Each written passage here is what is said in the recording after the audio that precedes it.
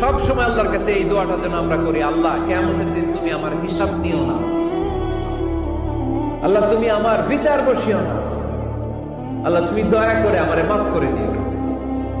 আল্লাহ যার বিচার করবেন ও জাহান্নামে যাবে, আর যার বিচার করবেন না সে জান্নাতে যাবে।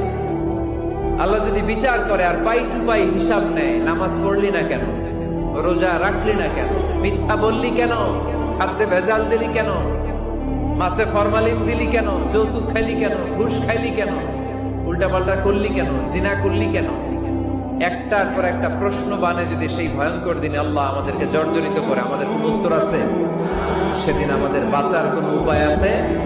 তাই আমরা সবাই আল্লাহর কাছে দোয়া করবো, আল্লাহ কোনো বিচার টিচার মানি না, কোনো বিচার করতে পারবো না, দয়া করবা। কথা কয় না? কি করবে? এবার আওয়াজ করে বলেন, বিচার চান না দয়া চান?